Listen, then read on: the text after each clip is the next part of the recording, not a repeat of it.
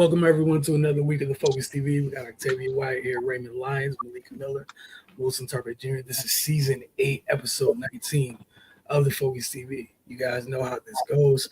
Ray will be starting with you and on with the Washington Wizards as the NBA season, regular season winds closer and closer to a close.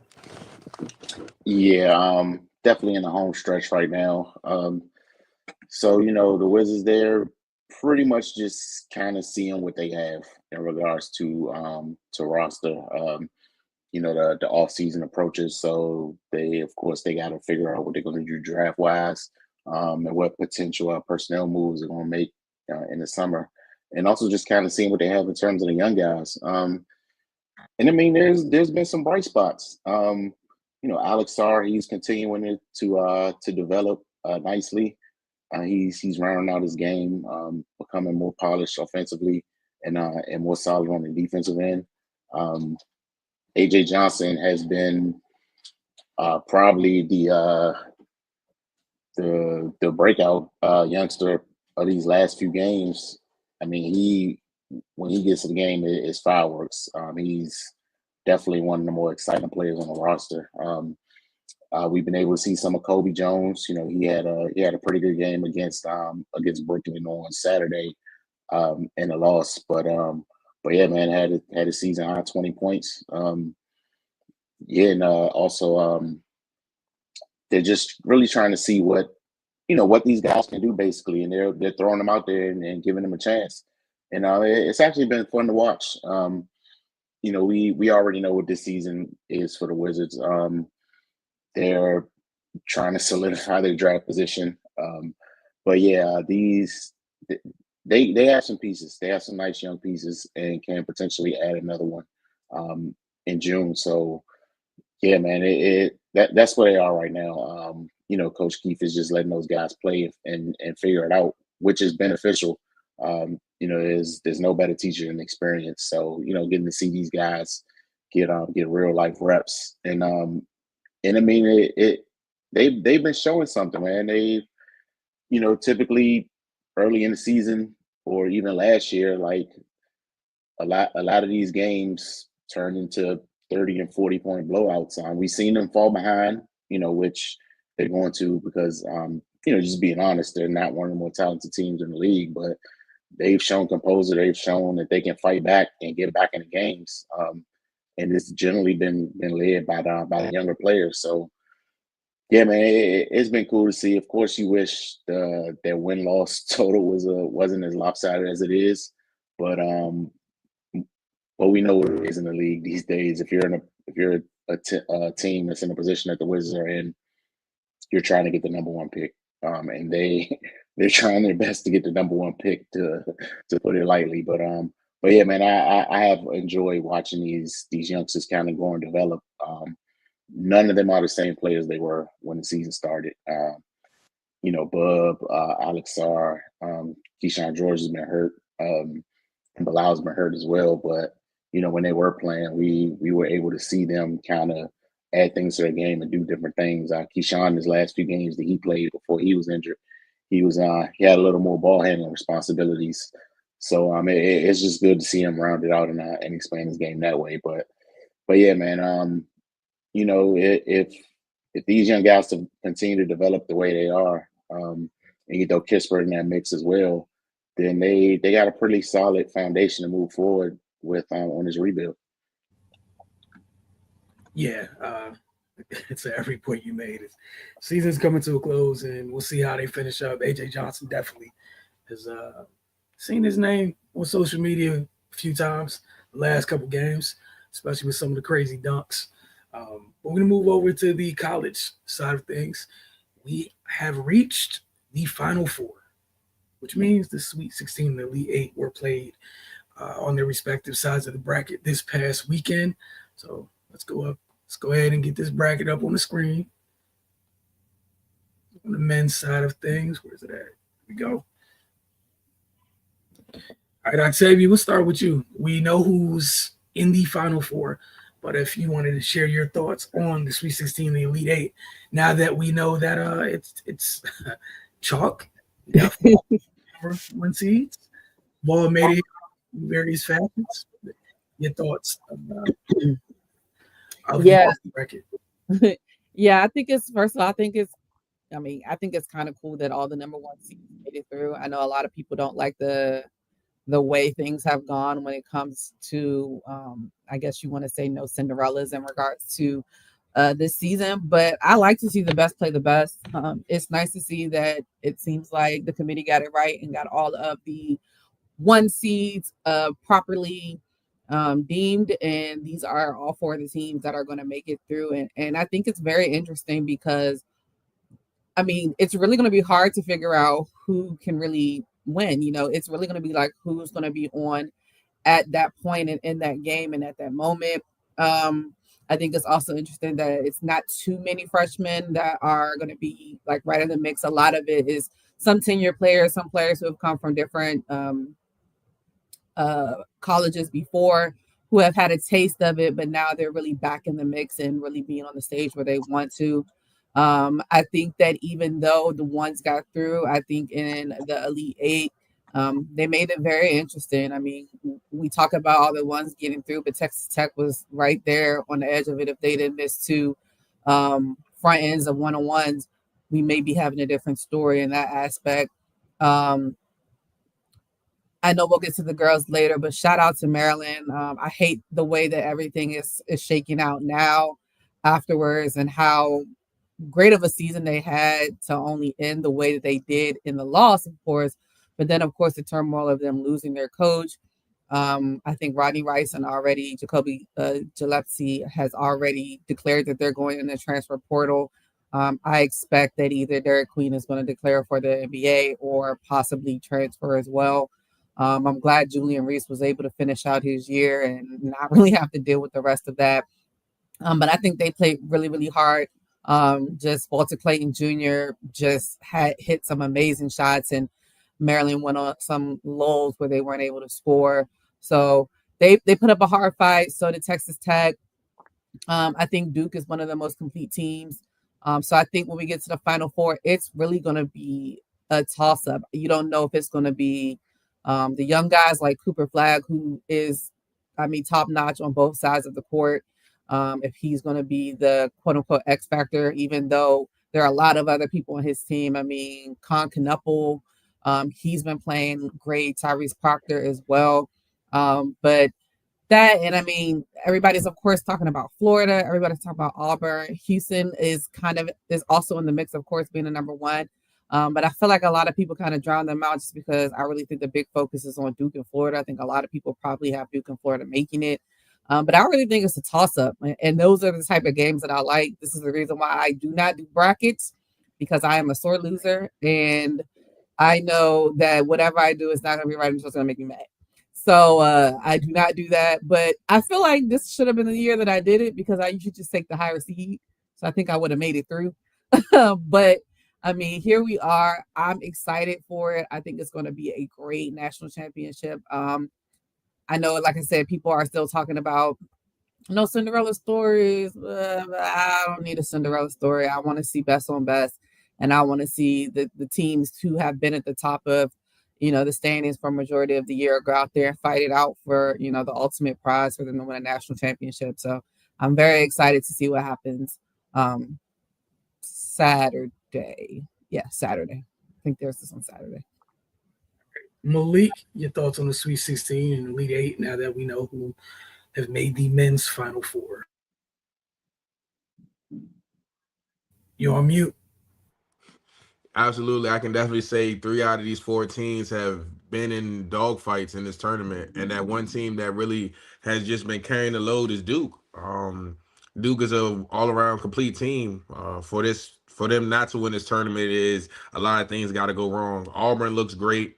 Broom just went down with an injury. He played through the injury, came back, hit a few 3-pointers, played defense, were able to win the game. It's just going to be can they stop Florida? Can they stop Clayton Jr.? He got hot. They went on a lot of runs against Maryland. I never really expected Maryland to beat them in that game just because of the firepower and it's more so moving to just how many bigger weapons do you have? We know as Florida's a SEC power school with SEC power basketball players. Maryland just didn't have enough. On the other end, Houston's played Purdue. They won by 2 points. They got into a dogfight there. They just ran up 19 points on Tennessee. Came out the first half very hot shooting the ball, but I think Cooper Flag and that team at Duke, they're just going to get it done. It's really, I might say, this tournament has had some Cinderella stories in the makings. Like Octavia said, Arkansas is definitely one of those teams that had a Cinderella story brewing.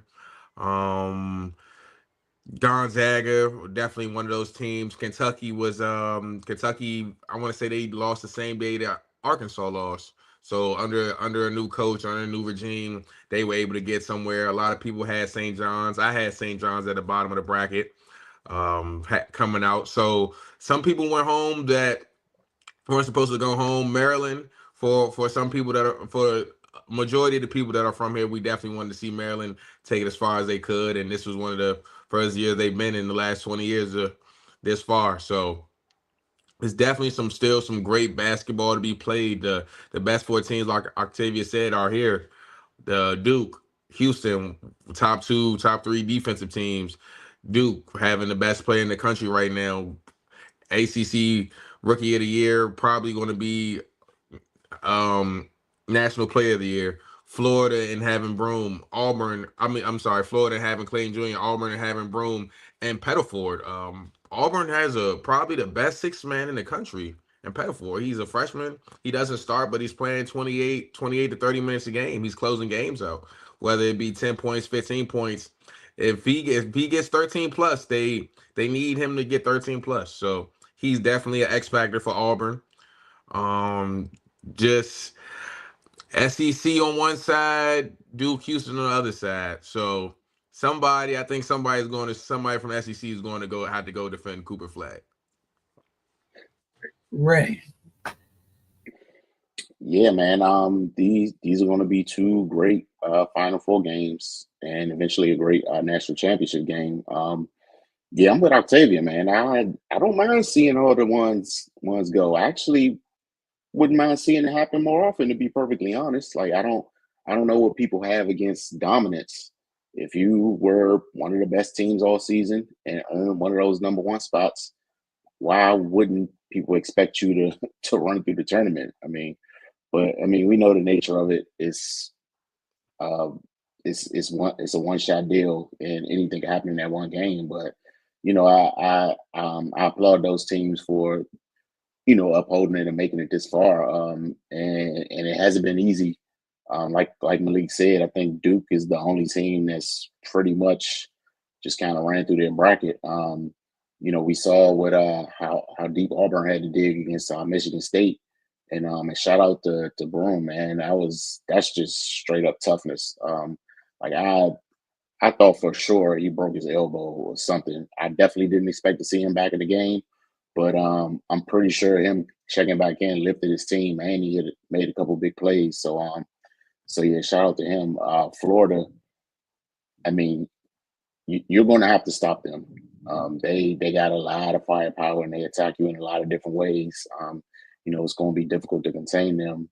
Houston, we know what they're about, a gritty defensive-minded team. They just been suffocating folks in the tournament. But they've shown they can get it done offensively as well. They had to put up 81 points to get past Gonzaga. So, it's going to be interesting. I still think Duke is the best team. I think they're going to eventually take it home, but it's not going to be easy. They're going to have to play, man. It's going to be interesting to see how they decide to attack Houston offensively, because like how they always call them Strap U. That's a well-earned nickname. And, we going to see how good Cooper Flag is. I have no doubts he can rise to the challenge, but yeah, I'm definitely looking forward to it. Yeah, as you guys all mentioned, there's nothing wrong with the things going chalk. That's the point of earning the number 1 seeds. So if you show to us by getting to this point that the 4 of you are here, it means that you earned the seeds you were given, which is A-okay. It's Nothing wrong with that at all. But now I'm with you guys. I'm probably leaning Duke throughout it's 4 really tough teams.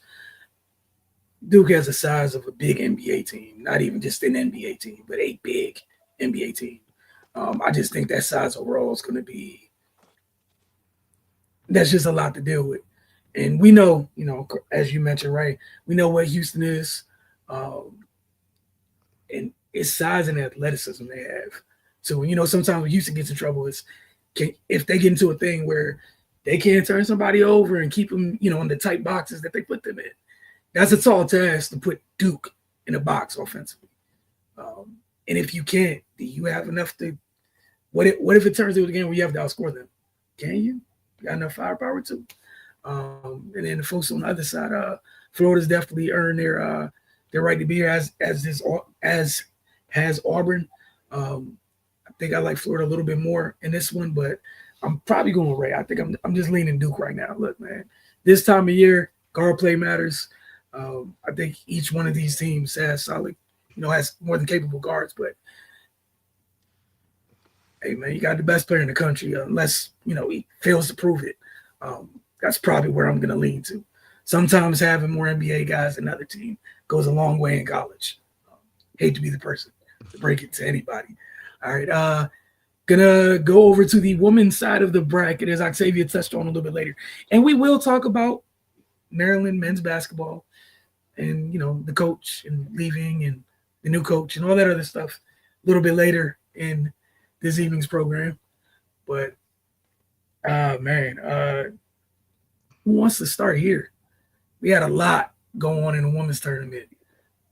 Just a lot. You know what, Ray? We'll start with you and work our way back up. So, Ray, here we are. Sorry, man. It had to be you. Okay. We got UCLA, UConn. Oh, we almost had all chalk here. Mm-hmm. And the Cinderella is a 2 seed. All right. The 2 seed's ruining the party. Shocker. A 2 seed who's just beat their 16th number 1 seed all time in the tournament. So chalk. But Ray, your thoughts on it? Hey, man, all I'm going to say is Paige Beckers has an opportunity to do the funniest thing ever here. If UConn wins the national championship.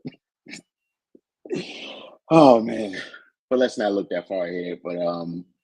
But speaking of Paige Beckers, man, she's been lights out. I think she's had 3 straight 30-plus point games. I mean, it's not a surprise to me, but I know people may have forgotten given she hasn't been able to put together healthy seasons. But she looks like she's fully back to herself, and it couldn't have come at a more perfect time. It's going to be tough against UCLA because, we talked about it last week. They got the great equalizer. A super dominant big is tough to deal with, man. And they have good complementary pieces as well. So that's going to be a test for UConn. Yeah, if they're able to get past UCLA, I think they're going to go ahead and finish the job. But on the other side, South Carolina, I'm going to be perfectly honest, man. I didn't think they'd be here. Just for a multitude of reasons. This just doesn't feel like one of the normal, dominant teams they have. But this might be Don Staley's best coaching job. She's had to figure out a lot. She's had to make some tough decisions where she's had to bench some of her more highly regarded players at times because they just simply weren't playing well. But I mean, she's earned that right with the success she's had, and I think she's definitely earned the benefit of the doubt.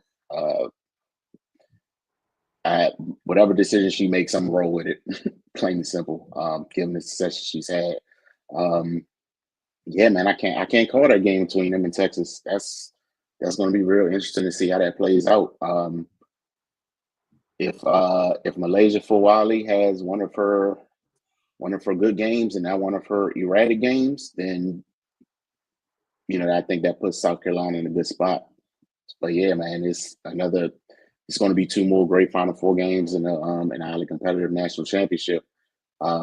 Both tournaments have been great so far. I hate to see it end, but it's got to come to an end at some time. But yeah, man, I don't know, man. I think the national champion is going to come from the UCLA UConn game, but I've been wrong before. Not afraid to be wrong again. Just looking for some good, highly competitive games. Yeah, I don't think we'll have a doubt that we're going to continue to get very great games from both sides of the tournament as we have thus far. Malik, your thoughts on the women's Final Four now that we are here? Like Ray said, it's going to be a heavyweight. It's definitely a heavyweight battle on the UCLA UConn end. Goliath versus a bunch of Davids. Somebody say a bunch of Paige for and the rest of her team that went through injuries over the last 3 to 4 years, never able to really put the whole puzzle piece together for what the media have seen them to be. They are a championship. They've been a championship caliber team without injuries for the last 3 years, but they just haven't been able to put it all together. And right now, they're able to put it all together. So to be UCLA, they're going to have to change the pace of the game, press, get the ball out of their hands, and just score more points. And I feel like they can do that. On the other end, South Carolina, Texas,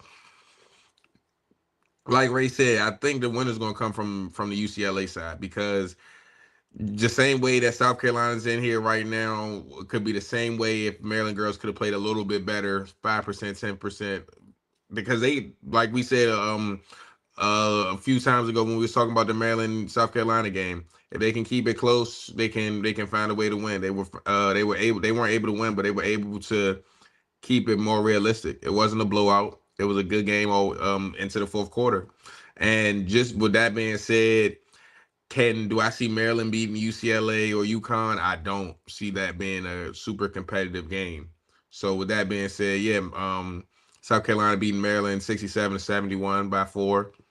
But I definitely think South Carolina can find a way to this national championship game. Dawn's a national championship coach. She has 6, 7, 8 McDonald's All-Americans. You have winners, you have ball players, you have people. At this point, you're 2 games away from national championship. When they were in high school, probably their last national championship was either their high school one or if they played on the circuit, EYBL, New Balance, Under Armour, any one of those things. So they know how it gets when you got 2 games left before it's all over. So I definitely like Dawn on her side, and it's gonna be a heavyweight battle on the other.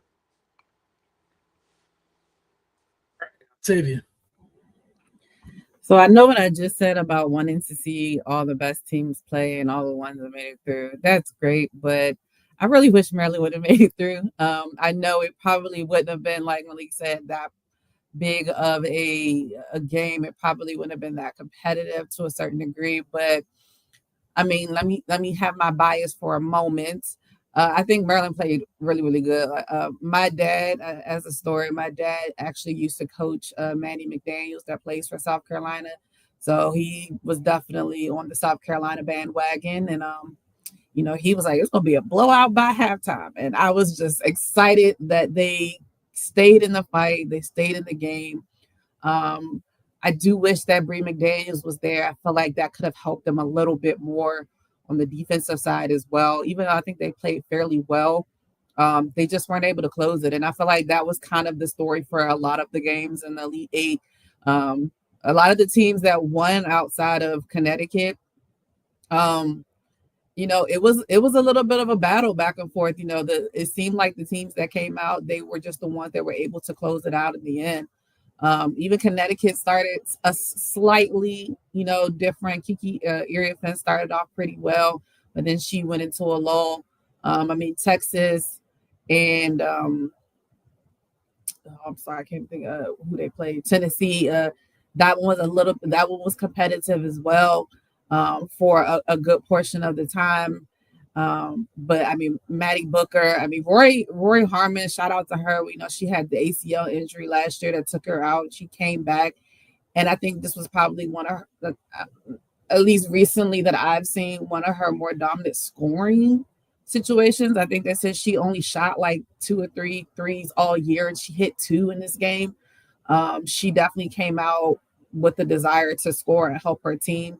Kayla Oldacre, I mean, she came off the bench, played well. I think Texas definitely clicked at the right moment for them. UCLA also getting through with Lauren Betts being in foul trouble early on in the game. I think she only played 6 minutes in the first half. And for them to be able to weather the storm and be able to stay in the game while she was out with the fouls that allowed her to get back into the second half and come back strong, and for them to pull it out. Paige is just unconscious. It's crazy. I mean, she had 40 in the previous game. I think she had either 25 or 30 in this one. And to even think about majority of that game, AZ Fudd wasn't shooting well. She didn't really start shooting well until the third or fourth quarter. Sarah Strong, there were reports that they said that Gino just kept telling her, like, don't pass the ball, shoot the ball. We need you to score. We need you to be, in the box score with points. And you could tell that she took that and ran with it. She had a very efficient first half. I think she had almost 20 and 20 on rebounds. She was on the box. Like, they were doing whatever they wanted. So we're now at the Final Four, like you said. I do agree with everybody that I do think that the champion can come out of UCLA and UConn, just because both of those teams have just been clicking, like, early on in the year, as well as later now. I think UCLA only lost 2 games all year, and it was both to USC, and then they beat them in the Big Ten tournament. Paige has been there, granted, and I'm sure it's that much sweeter for her now to get back after the injury, knowing that this is her last season as well. And we know that we didn't really get the Paige and AZ Fudd show that we wanted due to both of their injuries. So I'm sure it'd be nice for them to go out on a high note. I think this is round 4 for South Carolina and Texas this year. They played twice in the regular season, then they played each other in the SEC championship. So I expect that game to be gritty. They know each other well enough that the scouting report, who to look at. I think a lot of it is going to come down to coaching, and I think they do both have really, really good coaches, of course, Dawn and then Vic Schaefer. And then just who's going to hit the most shots. And like you said, South Carolina, I do think this was kind of an anomaly for them. I think they're so used to being dominant as they've been over the last couple of years that now they're, for lack of a better term, and I mean this very, very, like, with a grain of salt, in a quote unquote rebuilding-ish type of situation. So for them to be here is a huge feat in itself. They were in dogfights for pretty much the entire tournament. A lot of their games, they were on the wrong end of it. I think they said it was the first time they had back-to-back games where they were down at halftime in their last 2 games before this. Well, even in the last game, I think they were down at halftime as well. So I still think that's going to be a dogfight. I can't call it from that game. Like I said, I think they played each other so much that, it's going to be something new is going to have to pop out, and somebody is going to have to be an X factor for them. And then, like you said, UCLA and UConn is going to come down to Lauren Betts if she can stay on the court and not have a lot of foul trouble. Definitely interested and excited to see her play against Sarah Strong, who's definitely freshman of the year. And to see how that's going to go. So, like, at this point, like, I'm literally just a fan since Maryland's out of it. I have no skin in the game anymore. I'm excited to see these teams. I will say, I know this was almost all chalk, so I'm interested to see when was the last time the men's and the women's went all chalk. I don't know if that's ever happened. And to know that we were that close to it, even with, we know, Juju having a knee injury, it was still going to be an uphill battle for them. Even with her playing, I think it may have been a little bit more competitive to a certain degree later on in the game, even though I think USC definitely put together some runs to try to keep themselves in the game, but Paige just wasn't having it. And shout out to, Chen, that played for Princeton. She played her ass off too. She came up in clutch times. She made a lot of clutch layups that really every time it seemed like USC was trying to inch closer, she was right there to back up Paige and AZ. So I just think it's going to be an amazing Final Four and a national championship game, and I'm just ready to see it. Yeah, I'm with all of y'all. I can't wait to see who ends up coming out of this to cut down the nets on the South Carolina, Texas side, going to South Carolina, Maryland. I think, I'm not sure everyone's familiar, but Brenda, for the last couple of years, has been putting together really tough non-conference schedules, like very tough non-conference schedules, regardless of where her team's at. And I think this was a prime example of it paying off. You're familiar with South Carolina. South Carolina, I think, was in this building last year, was in Xfinity last year. They came and visited. They've been several times before that. So it's not one of those things where that's what makes the tournament fun. Is sometimes you get folks who've never seen each other, and you're seeing for the first time in person. You're trying to figure things out. I thought that Brendan did a great job coaching that one. We talked last week about all the things Maryland needed, the boxes they needed to check to give themselves an opportunity. They did those things just in the biggest of moments. They couple turnovers, miscommunications, little things that have been kind of there a little bit all year. And obviously, as Octavia, as you said, it would. I'm sure they would have loved to have Bree McDaniel available, but that's one of the things you went into the year where you were being led by two guards. And shout out to Sarah Tabiasu, but for the job she did And Mir. after Bree went down, and Mir as well, to take on more of that, that lead guard role alongside Cheyenne Sellers. But yeah, I think South Carolina was one of the many games this year where you saw they missed Bree's edge, her ability to score. She's had experiences through her time at Maryland in bigger games, even if it was non-conference games. And I think one of the things you saw with some of their transfers, this was some of their first time going through postseason minutes. And they can attest to this. Octavia will as well. Those minutes are different. Getting those for the first time, I don't care what year you are. You can be a junior, but if it's your first time in the tournament, you're new to this. It takes you a while. It takes time to get used to this. Some players, obviously, for whatever reason, those special players, they're just, they're immune to it. That's it. Just some of those little moments. But I thought Maryland had a hell of a season. When you think about all the adversity they went through, that said with South Carolina, and I've kind of fan all my life there. I just think some people have this thing, they're not as dominant as they normally were. You think they really fell off. So instead of being dominant, they're just good. This is what a good to great team is like, where you have ups and downs. Dominant teams is why you didn't see where you see weird things like, oh, this is the first time they trailed and back. Because before it was belty, what? Because that's the difference. It's no belt here. They got to go get it the way they did before. They got to go into the closet and pick what type of belt they wanted to use. But you guys all mentioned the job Dawn's doing coaching. I think she's been tremendous this year. But with that Texas game and Vic Schaefer, he's still in search of his first national championship. I think this is his third Final Four as a coach. Obviously, he hasn't taken every trip with Texas. Octavia, you brought up Roy Harmon. Ray, I think you brought up Malaysia Fuwali. I think whichever one of those two can control the game for their respective team leads their team to the national title game. And it's really that cut and dry. Octavia, you mentioned for Rory, it means you might have to do whatever your team needs you to do. And if that's putting the ball in the basket, that's what you need. For Wiley, if your team needs you to seize control of this game, and we've seen good and bad from her this year. When she's good, it is special. Some of the things we've seen her do in space and half court scoring the basketball. But I don't think she's found a place yet to where she has that steady hand on the wheel yet that we've seen some South Carolina point guards in the past. But to her credit, she also has some stuff with her that some South Carolina point guards in the past do not have. So we'll see how that goes. On the UCLA, UConn side of it, like you guys said, Lauren Betts, it's going to be fun watching that, because you got Lauren Betts isn't the first, dominant big that UConn's coach has coached against in big games before. I'm anxious to see how they go about this. Octavia, as you mentioned, I think Ray touched on too, the tier that Paige is on.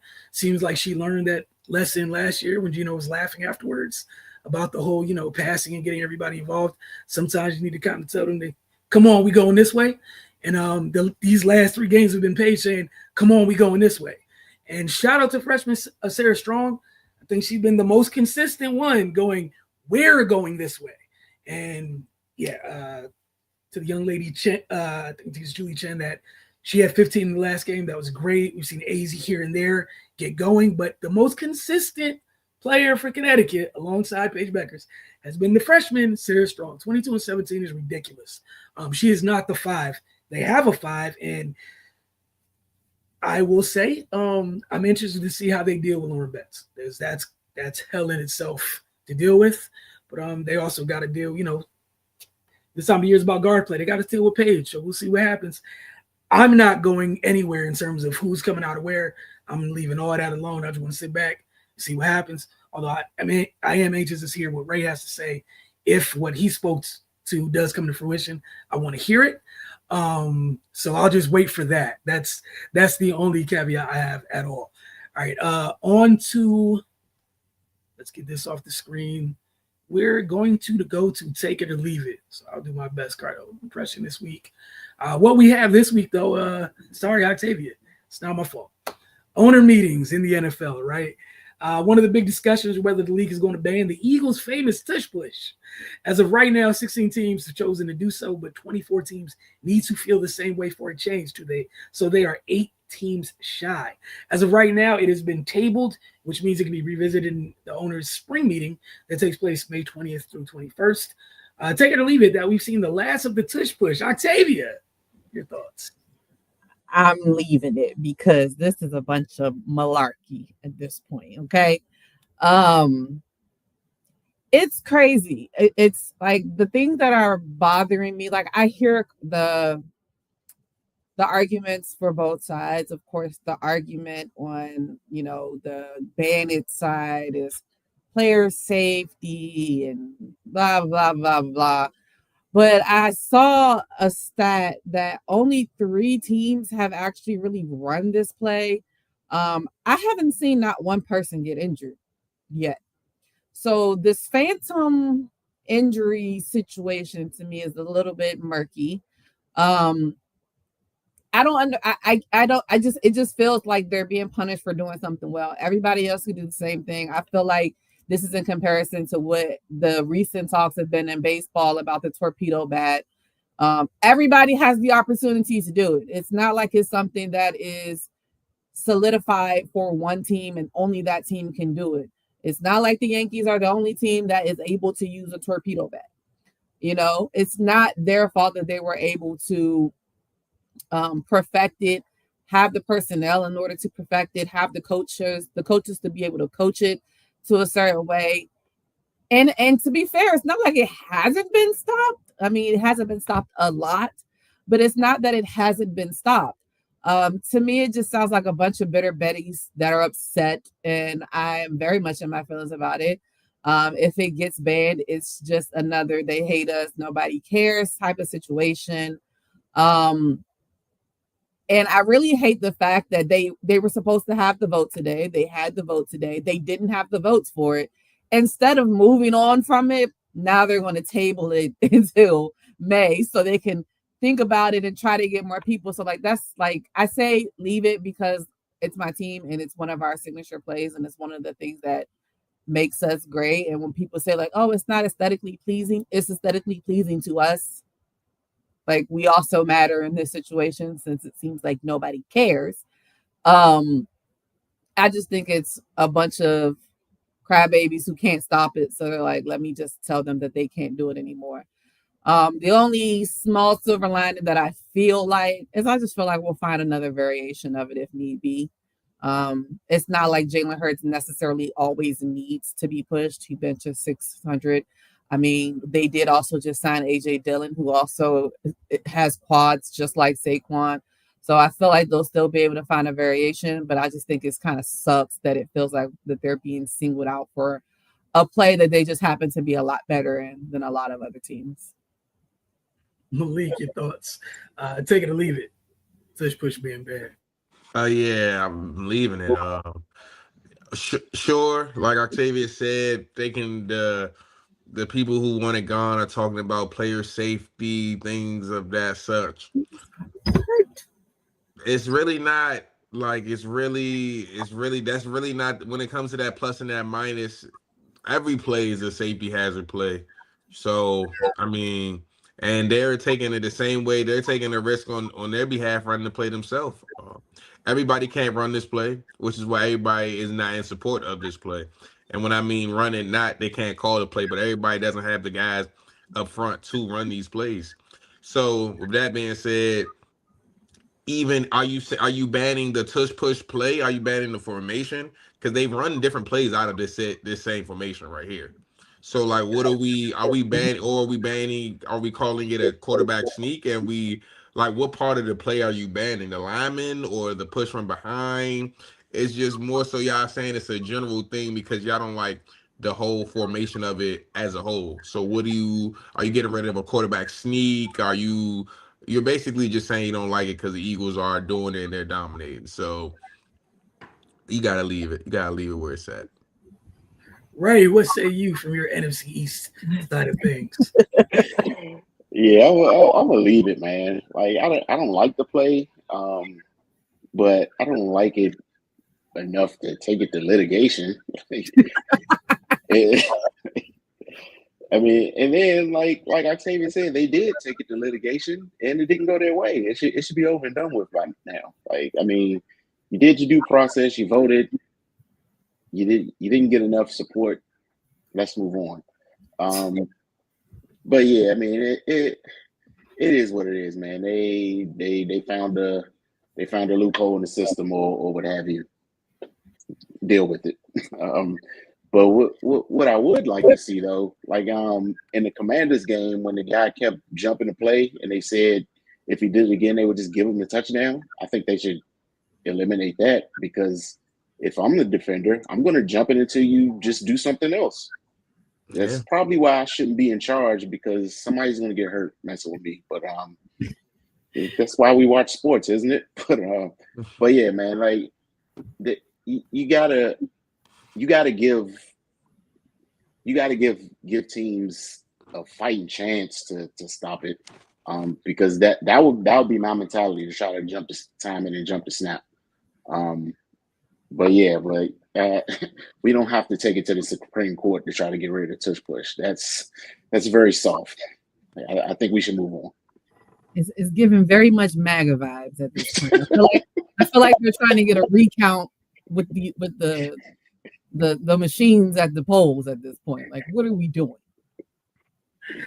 I'm gonna leave it. All right, you got 10 yards to gain the first down.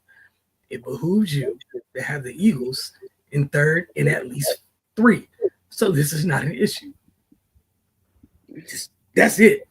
They can't do this on 3rd and 8. All right, you're not getting 8 yards off it. All right, they literally do this in a specific situation. Call me crazy. If you stay out of said situation, you won't see the tush push.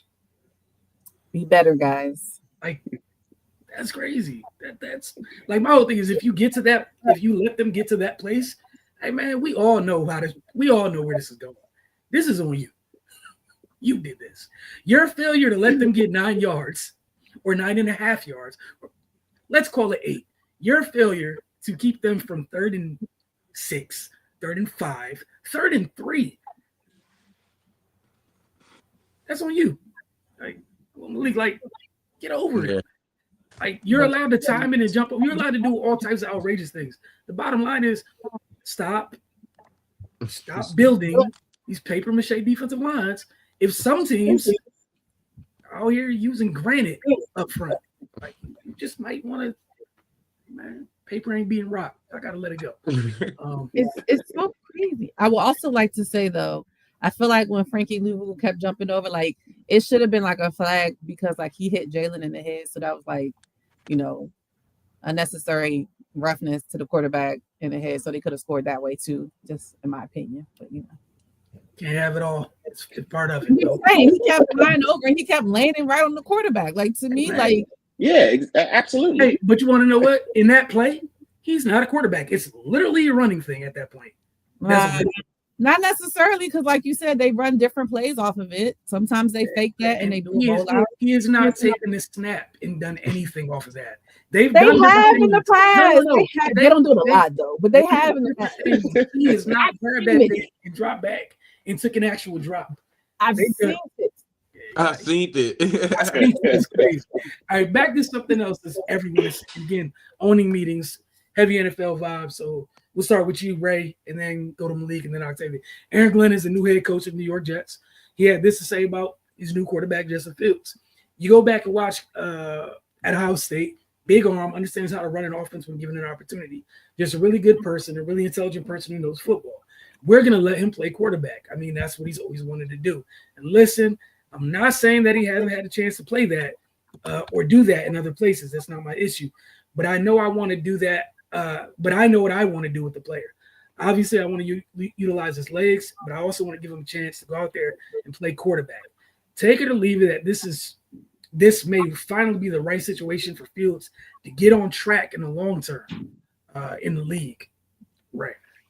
Oh man, I'm in the middle of the road here, man, because like it would be nice for him to get somewhere stable. And it definitely sounds like he's got a head coach that believes in him. He's just had so much turnover in his young career already. From a support standpoint, I'm gonna take it, but overall, the situation that the Jets are in, I don't know, man. That's a rocky ship right now, man. It's kind of walking into chaos, so to speak. So, hopefully they can get things squared away there, and that's a place he can be for long term. And to his credit, even with all the uncertainty he's faced so far in his career, he's grown and showed some promise. So I mean, I can only imagine he'll do even better if he's in a place where he feels like there's some stability and and he's got things around him to help him succeed. So yeah, man, I'm gonna take it just from a optimistic standpoint that this can just be somewhere he can call home and grow and continue to progress throughout his career. Malik, take it or leave it that this might be what Justin needs to find his footing in the NFL. Like Ray said, the New York Jets is just I thought Aaron Rodgers was going to get it done there. He wasn't able to get it done there. Is it a curse? Is it one of the Washington Commander things where they just gotta sell everything that's ever touched it, move the team, do one of those things? I'm happy they're giving him a chance there. He has a receiver there that also was at Ohio State, and that receiver is a guy. So he's got a great connection with somebody, and Garrett Wilson. Hopefully it's good for him. I can't trust him come on here and say that anything New York related is good for anybody, Russell Wilson included. But he's gonna make money out there. He's gonna, as a businessman, as a family man, he's gonna have fun out there. I don't know how many. It doesn't really. They're not bringing in enough pieces to. We're not saying Super Bowl here. Are we saying playoffs or are we saying 6 games? Just for him, if he's able to find his term and get on track to be he got drafted high to be a team's guy. I'm going no further. Yeah, I'm going. No you know what I'm saying? I'm not going further than that. Yeah, like you said, the Jets organization, the Jets organization. I'm not getting. Yeah, but he's definitely gonna get it. He's definitely. He's definitely gonna get a chance to spin it on his own. To get the play calls that he wants to get in with a great play caller, an amazing play caller. So he's definitely gonna get the scenery that he likes, probably the verbiage that he uses that makes it more simple for him to play football. So definitely think he's gonna get that great opportunity. Octavia. Yeah, I'm in line with Ray where I'm kind of split down the middle where I definitely want to take it because it does appear that he has, good pieces as far as like morale and support around him. Like when we talked about Garrett Wilson, playing with him at Ohio State, it seems as though Aaron Glenn is buying in as well. But I have to leave it because I do think that there's a curse on the New York Jets. I 100% think it is. And I tried to, not be so cynical about it because I felt the same way about the Detroit Lions as well. And, they were able to eventually get it together to some degree. I feel like what I want for Justin Fields is to be somewhere that's not too high profile, because I feel like he gets a lot of pressure because he goes to these big name places. Like he started out, of course, Chicago's not a huge name, but it's a bigger market. But he was number 1, number 2 draft pick. So, of course, that came with a lot of expectations. And then to go to a franchise like the Pittsburgh Steelers and then be with Tomlinson, and then having to compete with Russell, to now go to the Mecca of New York where these fans are starving for anything. And they're going to be, they thought that Aaron Rodgers was their savior. He wasn't. And I feel like, and this is not any knock on Saleh or anything, but I feel like we heard the same things when Saleh got there, that they believed in, the player that they had there. And now, granted, this might be slightly different because I feel like Aaron Glenn probably had a lot more of a hand in getting Justin Fields there than Robert Saleh did as far as the quarterbacks he inherited when he got there. So I think that will be kind of a difference. But it's tough. Like, I feel like the route he probably will end up going is the Baker Mayfield, the Sam Darnold route, where they were in bad situations for however long, and then they kind of went to a place where they weren't really expected to do too much, and then they were able to kind of settle in and really then kind of surprise people, and then that kind of get themselves back into a rhythm and kind of play better to a certain degree. And not saying he's played horribly, but obviously him bouncing around means he has been playing great. So, Sam Darnold went to the Vikings. Nobody thought the Vikings were going to do anything, so he didn't have that added pressure on him to have to come out and immediately deliver. And maybe him playing freer helped him be able to play well. Same thing with, Baker Mayfield. He was highly touted when he came out as well, didn't do great in Browns. He had to kind of make he tried to go to Carolina. It didn't work out too well there either. He made his bones in one season with the Rams, and he parlayed that into a situation out in Tampa Bay now, so unfortunately it seems like Justin Fields may have to go the same route. I'm just nervous for him being in such a high pressure, high market environment where they're going to literally dissect everything he does. And if it doesn't fit up to snuff, it is going to be tough. And then we know how hard it is for Black quarterbacks as it is, Black head coaches as it is. They don't get that long of a chance. They don't get that long of a straw to try to figure it out. But if he was in Jacksonville, like, just to say, like, if Trevor Lawrence wasn't in Jacksonville, like if he was in Jacksonville, like, that's not high pressure, not big market, everybody's staring at it. I feel like it gives you a little bit more leeway to kind of make it work. But because, think about it. They've been letting Trevor Lawrence try to make it work. Trevor Lawrence ain't won nothing since he's been in the NFL. And I'm saying that they've been trying to let Trevor Lawrence make it work. God bless his soul. They've been trying to make Justin Herbert make it work, even though I feel like maybe he'll be in a little bit of a better position the more time he gets with Harbaugh. But he doesn't have the luxury of doing those things. So I'm just hopeful it works out for him to a certain degree, where it does, put him on a path, because you never want to see any player have to deal with the ups and downs and the turmoils. And we talk about it, and I love the quote, and I always still that, bad teams do bad things. And the Jets don't have a great track record when it comes to this. Like, who was the last great quarterback that played for the Jets?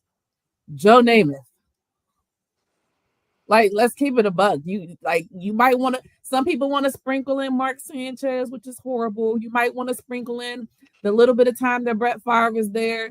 You might want to sprinkle in Geno at a certain degree, whatever you want to do. It hasn't happened. So maybe they surprise us. Maybe they're able to get it done. Aaron Glenn is a great coach. He's a defensive-minded coach. So I'm paying more attention to the offensive coordinator and how they're really going to be using Justin, to be honest. So it's going to be a show. And that's the thing. It's going to be a show. Luckily for him, he came in after Hard Knocks is gone. I don't think they're going to double back again, but you never know at this point. The Chad Pennington disrespect. How Shameful. could I forget? Oh my God. I mean, the Chad biggest thing they Pennington. still talk about the Jets is Bart Scott still talk about can't wait. Like that was like 50,000 years ago. Like, come on, guys. I mean, I'm Live, happy they for were Garrett so- Wilson because I feel like he was out there dying, just like, what am I doing? You know, and maybe it does help to have a little bit of familiarity in that aspect as well. But I gotta see it, and I gotta see it for multiple seasons at this point. All right. I'll be on the limb by myself over there. I'm wholeheartedly taking this. Surprisingly, I think you remember what Pete Carroll was for Geno. You remember when they traded Russ, and nobody really expected Geno to kind of find his legs underneath Pete Carroll. I think this could be that situation for Justin. And the only reason I'm leaning into it a little bit, and this is, I don't want to say this where it sounds mean. This is not a knock on Jared Goff in any shape, fashion, or form. The OC for the Jets is the Lions' former passing game coordinator. So, as Malik talked about having a creative play caller, somebody who knows what they're doing. When you have to scheme around somebody or somebody's limitations to a degree, we all know the book on Goff. Really good when stuff's on time. Lord knows you throw anything near that man's feet, stuff gets real rocky. And the Lions still found a way to have a really explosive offense. That said, they still got piece. They have work they need to do to address some needs, many needs on the offensive side of the ball. As Malik talked about, it's cool having someone who you play with in college. That's great, but that's 9 other people on the field with y'all too. They do have some good running backs. I do think one of the things that could work is Justice probably at his best with a good running game, or a good run game, be able to go play action. We know that's what Lions kind of believe in. The last couple of years, they got in trouble when they went outside of that, and people got a little too cute. But Ben Johnson didn't come over here with Tanner. Tanner came by himself. I just think Aaron Glenn's also being a former player. I think he's probably the type who's seen this, who's been around the situation before, has an idea. That said, it's on Justin to make the most of it, because if it doesn't work here, as you guys all alluded to, sir, this may be it. So that's it. We will revisit it, and that's fine. From one quarterback to another, man, this is hilarious. Niners owner Jed York said during a media availability this week at the owners' meeting, he was asked if he thought Purdy was the top 10 quarterback in the league. This man said, I think he is. I think he's great, especially when you combine him with with Kyle. And you combine him with what we have, and he's a heck of a quarterback. And we want him to be here for a long, long time. Take her or leave it that Brock is a top 10 QB. I'd take it. I feel like I might gotta count it out.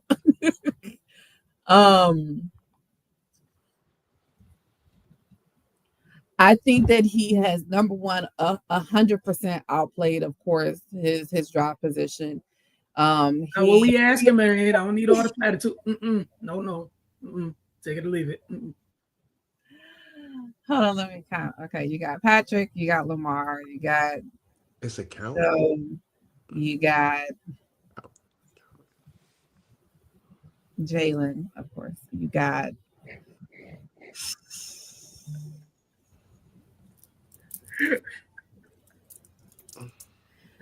I don't know if I'll say top 10. I'll say like top 12. Okay. So you're leaving it. Yeah, I'm gonna say, and it might just be because I can't think of everybody right now because I really feel like I'm on the spot. This is what this is. It's okay. We'll see if you change your mind when Ray's done. But I see you trying to be nice. You don't have to. It's okay. I am very shocked at this behavior by you as well. Malik, take it or leave it. Yeah, I'm leaving it.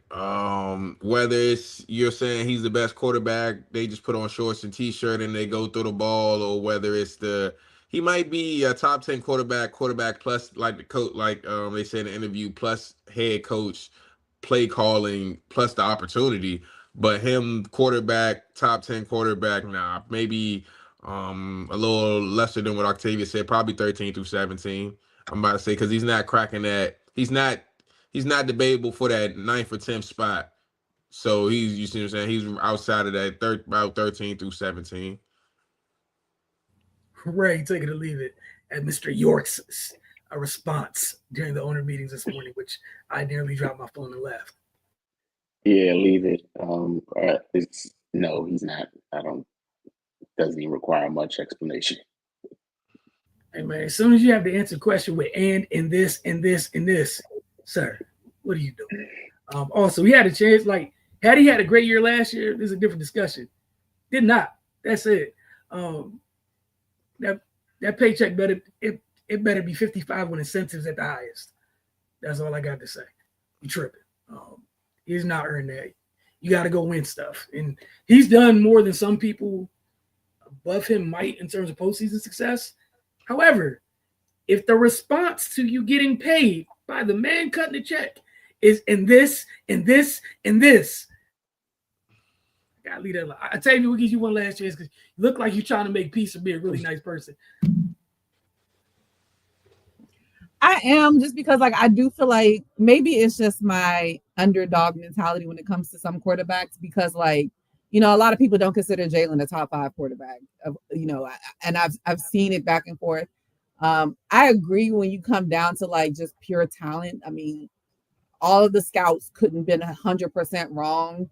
Of course, some of them had to have been wrong for him to at least play as well as he has, even being the last pick in the draft. I can get with like Malik said, like 13 and 17. Like I can see that. I really had to go back and count because I was like, dang, I forgot Josh Allen. I don't know how I forgot him. And Matt Stafford and Dak and stuff. Dak. You know, that's and then and granted, you know, I'm very big on I need to see it more than once, to be fair. I know Jaden Daniels is out of this world. He played amazing in college as well as the first season. I got to see repeat offenders in situations. Not doubting him or anything like that, but that, I mean, yeah. So I can concede like Malik said about 13 and 17, but I just think you want to give him some, because I feel like maybe him and Jalen have similar parallels as far as, you know, his story as far as Brock was that he's only good because he had George Kittle and Christian McCaffrey and Deebo Samuels and Brandon Ayuk, and you don't really see some of the tangibles and intangible things that he is good at. But I do believe in like pure just football. Everybody, all the scouts couldn't have missed. You know, some of them had to be a little bit right. So I can concede that. Man, he is outside that place until he kicks that door open. So he needs to sit down, I mean, take what they're giving him, be quiet, let that. Bowl. Hey man, so did Jimmy. It don't matter. That car drive itself. I don't care. Sorry. Wrong team, wrong place. Malik's roots for a team in that division. Damn near it doesn't matter who's under center for that machine. Malik, right or wrong. Yeah. I might have said the and I'm not trying to be mean, just being honest. I might say the last 3 years they could have put a blind man back there nearly. As long as he didn't blow up the operation. like think about it. You have to hit multiple wrong buttons to get that result. So it's a well-built car. All right, that's all I'm saying. He's better than our quarterback. He's better than my quarterback now. Well, he's better than the quarterback that plays for the Seahawks. And that's cool. But again, he's about a 30 quarterbacks. See, at least Brock on the right side of 15. I'm gonna leave Sam alone. I'm gonna respect him. I'm not Malik. You try to get me to say something mean about Sam. That's not right. We're not close to the season yet. You really try to maybe say something bad about Sam. He's played 15. He's had 15 pure good wins and got paid a lot of money for 7 years of work. 7 years. More. I gotta see more. I'm not opening my checkbook for that. Hey, man, you know what else? And that's how I feel about the machine, because that machine's undefeated. It has gotten some people money. Jared Goff. Kevin Willard is the new head coach at Villanova. He was a bit messy in how he left Maryland.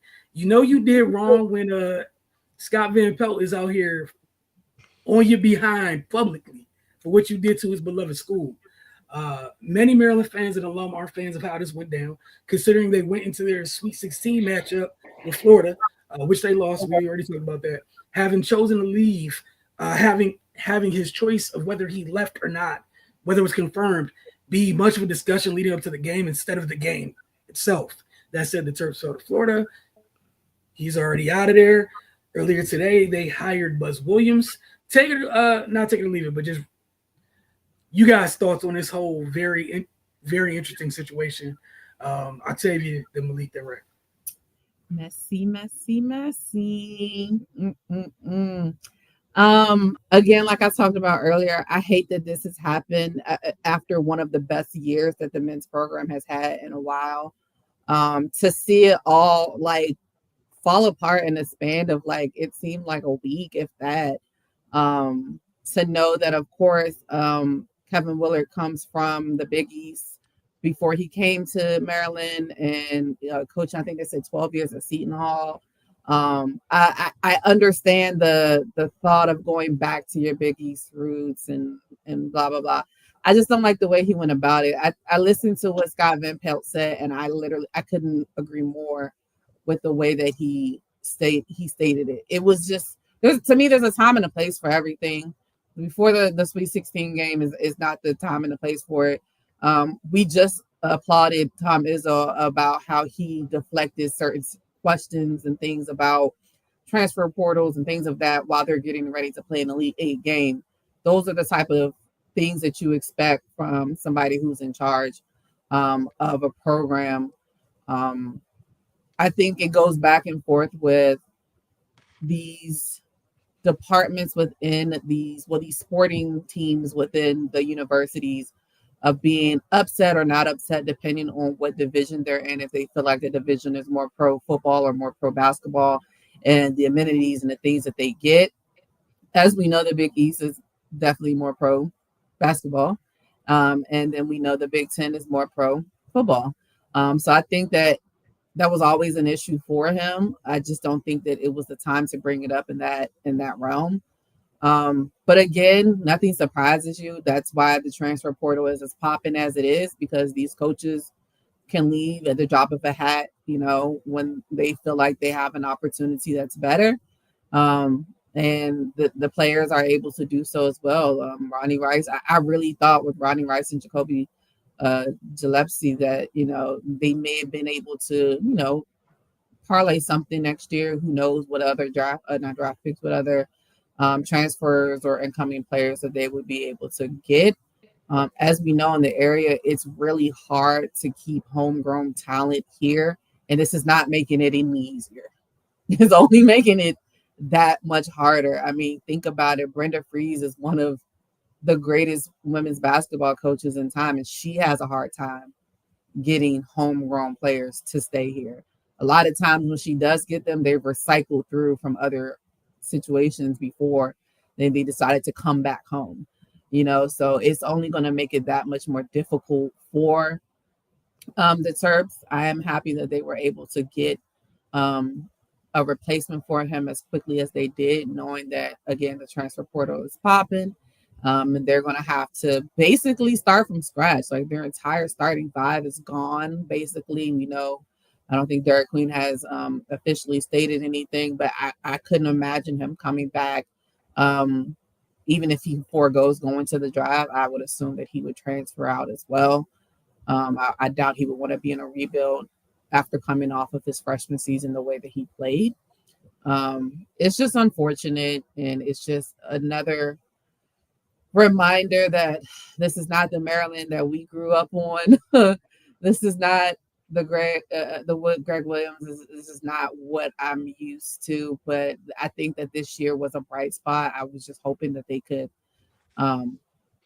build on that. But I do think that the way, Kevin Willard went out was definitely messy. But at the end of the day, everybody has their own decisions that they need to make, whether it was for himself. I think I've read some things that it was partially maybe for his family and things of that sort. So I understand that aspect of it, but I still think there's a way to do things. Malik. Absolutely. I couldn't really add on anything to what Octavia said there. I think Coach, when they asked him in the interview, he was like, I don't know what I'm going to do. I got to talk to my agent. My agent handles those type of things. Like, what you're going to do. Like, those interview questions are coming, and just the professionalism. He could have, we don't know. He could have had conversations with his team, behind closed doors.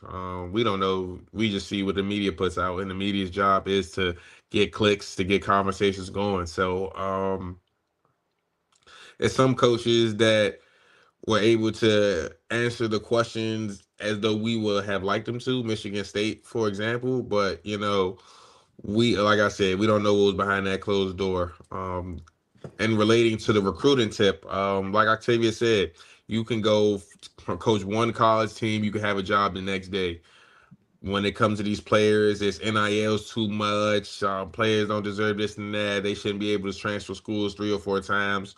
Well, if you're at the school, the coach you're there with leaves, why are you committed to the school, or are we committed to the coach? Because all these players aren't getting degrees, so we're not saying they're committed to the school for the pride of the school or the 4-year degree or anything like that.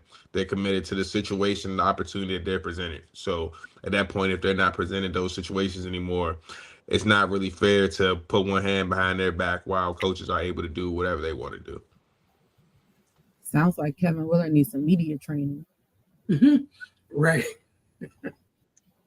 Yeah, man, it's just nasty business all around. I mean, they had a tall order in front of them anyway, playing Florida, but basically once that foul up happened, everybody pretty much knew. How can you go into that game fully focused when you know your coach got one foot out the door? Like, I mean, that he did those kids a disservice. Yeah, they gotta figure this thing out, man. Like, people, coaches leaving, announcing they're going to other teams while their current team is still playing tournament games, and it's just crazy, man. And I like my thoughts on this has always been kind of what Malik just outlined. The transfer portal should only be available to a player if the coach that recruited them leaves.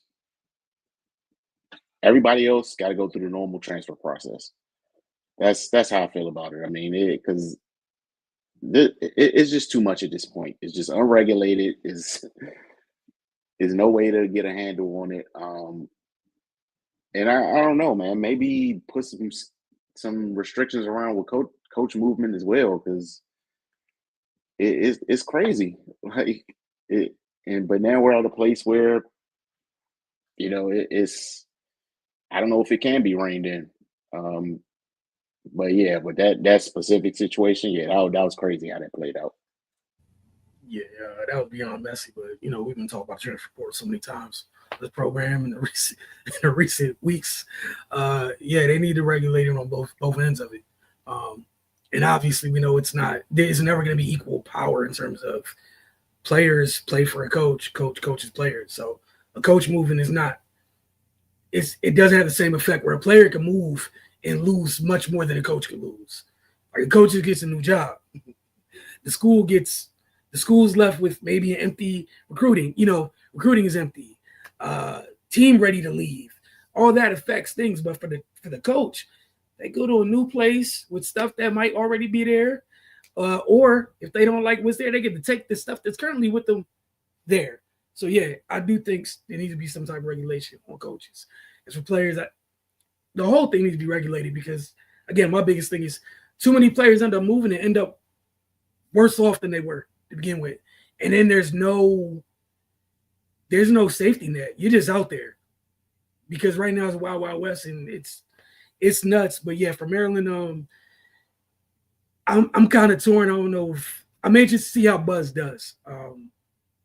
I remember Buzz. I know he was at Tech. I know he's coaching at Texas A&M, but I'm a Big East person through and through. I remember Buzz from the Big East, from Marquette. So I got to go read up and see what he's been up to as of late to see if Maryland got the Buzz Williams I remember, or they got the Buzz Williams who's still trying to figure stuff out in this day and age in this landscape. Because those are two totally different things. We've seen not every coach has been able to adjust and be the same or sometimes improve. But it seems like at this point, just him wanting to be there and actually honoring Maryland in terms of his words thus far might go a long way with their fans and the alums. So we'll see what ends up happening. But that's just nasty work to have that discussion being around the men's program, where, as Malik said, it's one of the furthest they've been in the last and however long, right? That's just a horrible discussion to be having. So we'll see. But appreciate you guys. We'll see you guys next week.